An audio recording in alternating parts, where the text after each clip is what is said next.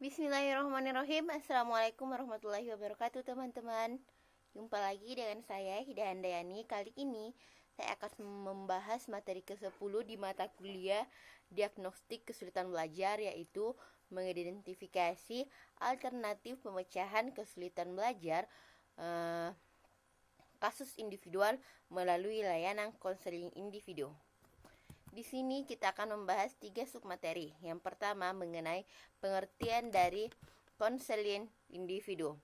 Menurut definisi, konseling individu merupakan salah satu pemberian bantuan secara perorangan ataupun secara langsung yang dilakukan secara face to face atau hubungan muka ke muka atau hubungan empat mata.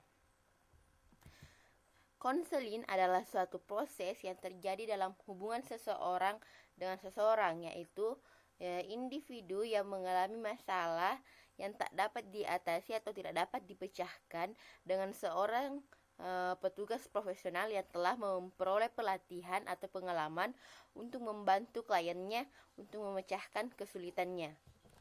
Oke, di materi selanjutnya yaitu materi kedua, poin kedua yaitu tujuan dan fungsi konseling individu. Tujuan umum konseling individu adalah membantu klien untuk menstrukturkan kembali masalahnya dan menyadari lifestyle serta mengurangi penilaian negatif terhadap dirinya sendiri serta perasaan inferioritasnya. Dan adapun fungsi dari konseling individual ini, yang pertama yaitu fungsi pengentasan, yang kedua fungsi pengembangan atau pemeliharaan, yang ketiga fungsi pencegahan, dan yang keempat adalah fungsi advokasi. Di materi yang ketiga yaitu proses layanan konseling individu. Di sini yang pertama ada tahap awal, ada tahap pertengahan atau tahap kerja, dan ada tahap akhir atau konseling. Tahap akhir konseling atau tahap tindakan. Oke, di tahap awal konselingnya itu ada 4. Yang pertama adalah membangun hubungan konseling dengan melibatkan kliennya. Yang kedua, memperjelas dan mendefinisikan masalah yang dialami oleh klien. Yang ketiga, membuat penafsiran atau penjajakan. Dan yang keempat adalah menegosiasikan kontrak antara klien dan sang konseling. Tahap pertengahan atau tahap kerja terdapat 3 langkah. Yang pertama adalah menjelajahi dan mengeksplorasi masalah isu dan kepedulian klien lebih jauh. Yang kedua, menjaga atau agar hubungan konseling selalu terpelihara.